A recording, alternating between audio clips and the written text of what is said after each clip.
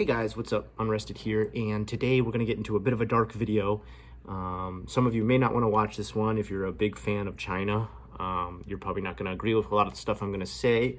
Of course, as a disclaimer, I just want to say Chinese people are fine. I have nothing against Chinese people. I have Chinese American friends who might even be watching this video right now. My real problem is with the CCP, and that is the Chinese Communist Party. Okay, I'm not attacking a group of people. I'm attacking a political system that is ruining not only their own country, but damn near the world at this point. And today we're going to go into pretty much the lies and stuff that I'm hearing out here in Japan. And I guess you can either see if your lies that you're hearing in America coincide with the ones that I'm hearing, and about how much they're trying to hide from the public. It's pretty severe. Just starting with even when they learned the coronavirus got started back in late 2019, when we were just about to go into the new year, they already knew this was an outbreak, and they started lying even back then about, oh, it's not able to be transferred from human to human. It's not such a bad thing. People aren't dying from it. They already had other medical problems, and that's why they're dying. It's not spreading. And it's to a point now where we've reached, a serious level of infection, danger, deaths, a spread across the world. And let's just walk into some of the little things that they're lying about here that have been confirmed from multiple sources. If you're wondering what my sources are, China News Today, Epoch News, the Chinese Agenda, and I think there's one more channel I watch too. These are ones that pretty much people who either live in China or have lived in China go back and forth between China and America and are able to transfer the news safely without being arrested and kidnapped by the CCP, which they do to anybody who speaks anything ill about their country. They can't take the slightest bit of criticism with nearly killing people who try to do such. So let's start with the people who died in China. According to China, it was what, 3,000 deaths? 3,000 deaths. In one of the most highly populated countries in the world, only 3,000 people died. Let me just kind of state, first of all, that these deaths were reported to be the only deaths of people that they found laying in the street or in their apartments when they went home to home. Now, that is not counting all the people who they dumped into quarantine or burned after they just realized these hospitals can't hold this many people. Let's start a cremation fire and just start throwing in the dead or nearly dead. Apparently, if people came in with asymptomatic, they just completely didn't count them at all as being infected, and they wouldn't finally count people as dying from it unless they died of actual pneumatic causes from the virus itself. So, for example, if your diabetes interferes with the virus and that's what finally causes your death, they'd be like, oh, no, they died from diabetes. They didn't die from, coronavirus, so it doesn't count. And that was just one way they kind of hid the amount of deaths. But it gets crazier than that, because according to Epoch News and their local cell phone company within China, one of the biggest ones, over 21 million cell phone numbers were canceled in China in the last 3 months. Now, that sounds like, what? So a lot of people stopped paying their phone bill, or what's going on? No, everyone uses smartphones and cell phones in China to do almost everything. Like, you need to do almost everything in China with a smartphone, like even more so than we do here in Japan, or probably you do in America. Like, travel under a toll bridge, pay for food at a conveni, you're using a smartphone. So when that number gets turned off, none of that stuff works on the phone. That means nobody's using the phone. If nobody's using that phone, it's probably because they're dead. So 21 million dead, most likely. Another report that confirms this is a truck driver in Wuhan who would drive semi-trucks back and forth between a graveyard and a crematorium, said every day from Wuhan he was picking up a total of 35,000 urns. Now, just like Japan, you have to burn the body after there's not enough room to bury millions and millions and millions and millions every day. So this guy is loading a truck full of 35,000 urns a day, back and forth. And he said he would do that up to 11 times a day. So put those numbers into perspective and figure out how many dead people that is in an urn. The average urns collected from Wuhan before the virus, 3,000 a day, up to 35,000. Think about the rise in that number. So we get into all the kind of stuff about how, China tries to have all this CCP propaganda to push the narrative that, oh man, we're doing everything. The virus is over. We're in the clear, so don't worry about it. But in case you didn't know, just recently there's been a new breakout, and I've been writing down all this information as I've been hearing story after story after story. And one of the newest ones is in a city known as Hidan. I hope I've correctly pronounced that. I probably haven't. I don't know anything about Chinese pronunciation, so I apologize. And this city is almost the same as Wuhan as far as economics, amount of people living there. And apparently it's broken out there just as bad as it did in Wuhan, to the point that now this city is being shut off, just like Wuhan was, where people were literally locked into their apartments or metal barriers put around their door frame so they couldn't open the own door to their apartment, to the point that they ended up jumping off their balcony from starvation. There is now such a heavy smog in this city that it's almost 100% assured that this brand new smog, because this is not a factory city, this is not a high air pollution city, this new smog has come from cremation pyres. That means there's so many dead bodies being burnt that people can barely see through the city. They showed video from the city of people trying to drive cars down the highway, and they were driving at like 30 miles an hour because they could not see the car in front of them. The smoke from these cremation fires were so high, and it's just insane how bad this is.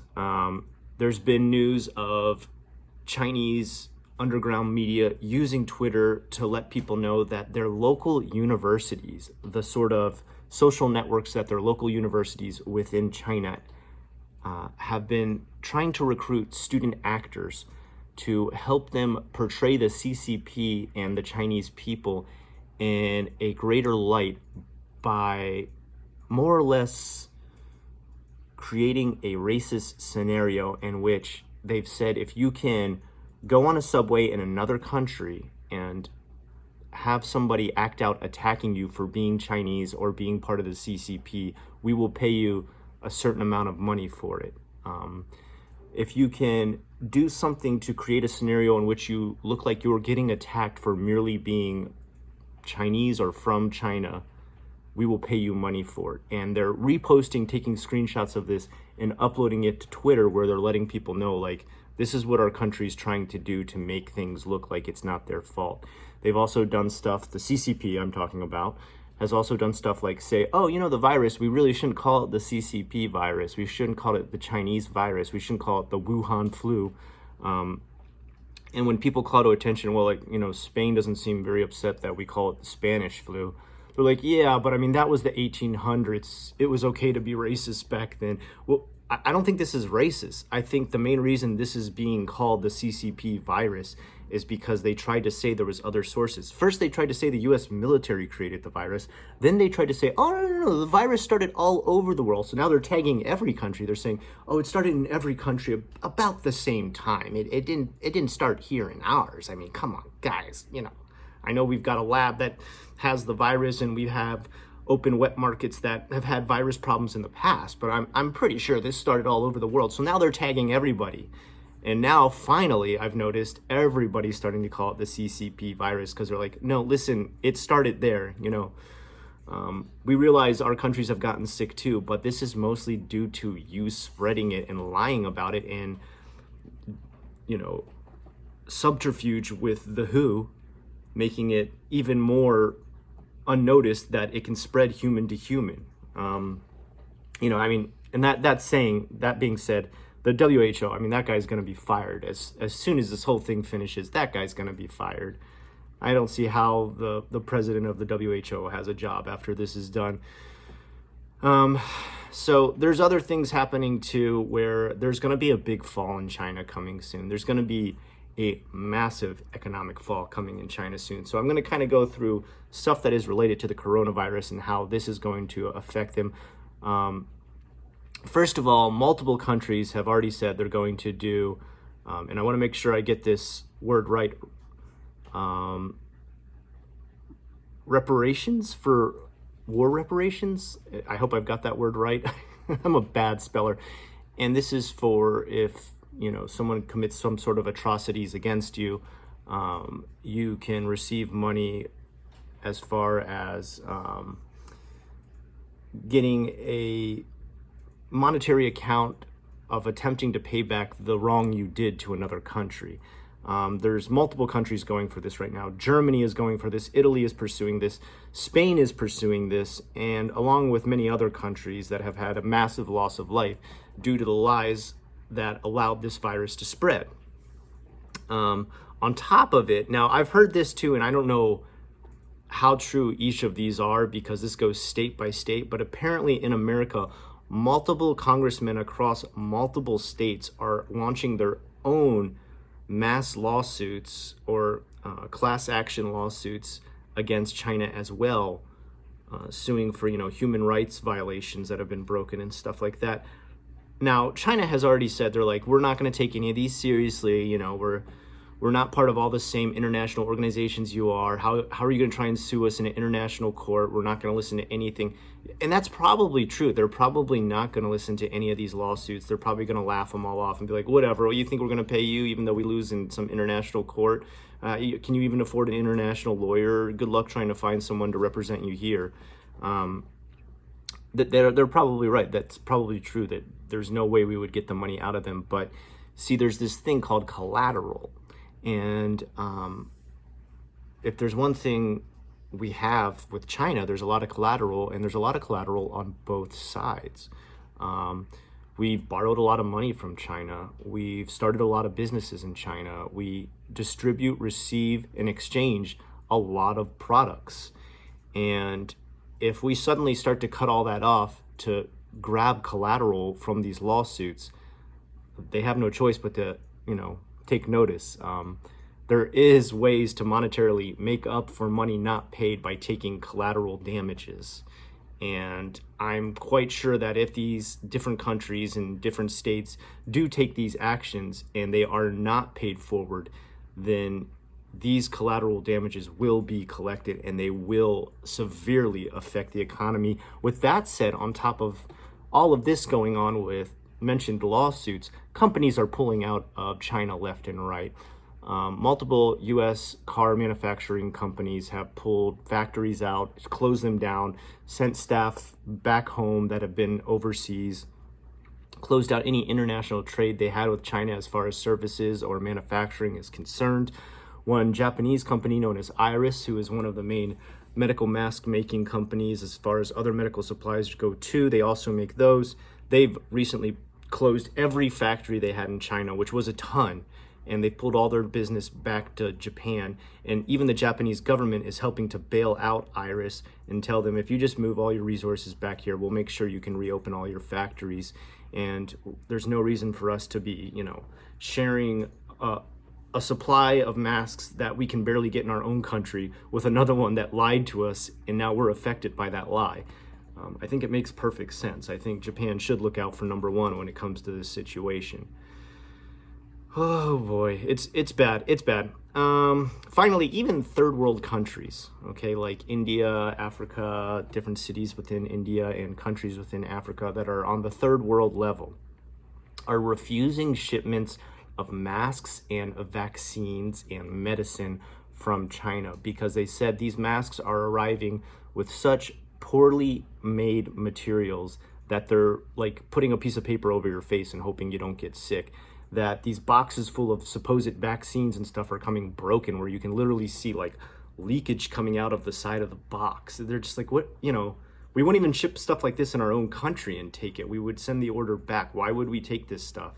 And on top of that, China with the CCP propaganda is still trying to say, look at all these countries we're trying to help. Guys, we're doing our best. They've tried to send medical staff over to other countries that have been sent back or never left off the plane because they're just like, no, we don't know if they have coronavirus. We don't want you coming here right now. And it doesn't seem you really have the knowledge of how this spread since you lied to us the entire time. Either you're ignorant or you're a liar. It's one or the other, CCP. Make up your mind.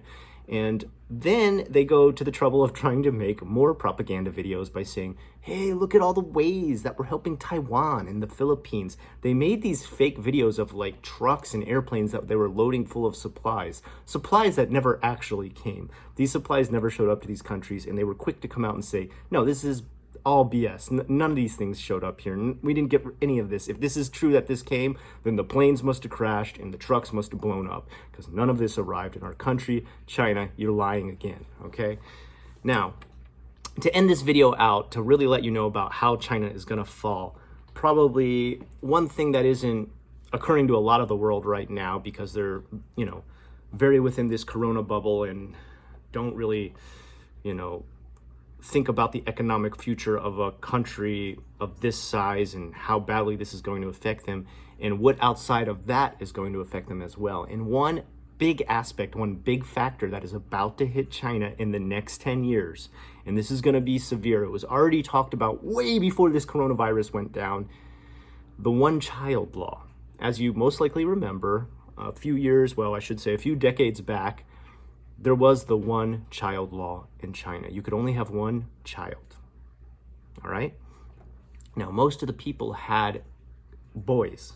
Now, the reason they had boys was because in China, only a male can inherit property from their family. If you have a daughter, they can't inherit the property.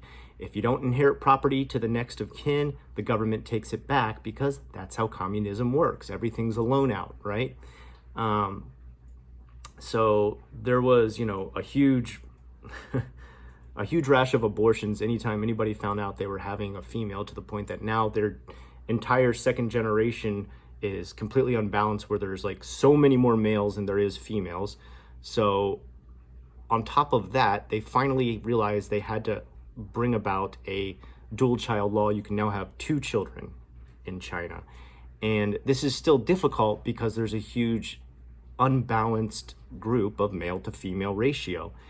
And this is slowing down the population to the point that now the elderly generation of the future and the pension that they were supposed to receive from the working class of the younger generation is entirely thrown off. Now, this is something we are slightly observing happening within Japan right now, okay? We are in the end of our economic bubble was at the end of the 1990s. It popped, and we're into finally balancing out how not having enough people to work now is not paying all the pensions, and we've actually had to stretch out retirement in Japan because of that, but it's starting to finally balance out. It's not so severe where, people are getting shorted pensions or just completely not being taken care of. Of course, there's tragic stories here and there that pop up because of miscommunication, poor government judgment, whatever, but for the most part, we've balanced it out.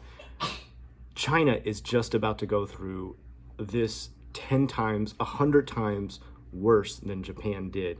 And they're going to do it with a government that is not as nearly as in order as Japan. I talk trash about politicians all the time. I hate politicians. I think there is no such thing as a good politician. But there is one thing that is different from the politicians in Japan than China. The ones in Japan want to save a little bit of face, and they do know they will be called out on lies. Japan is not so cowardly that they would be like, you can get away with whatever you want, shogunai when it comes to our politicians, let them do what they want. They will be called out. And whether or not they answer to those lies is completely up to them, because most times they are not punished. But it does make them lose face, so they try not to do it as much.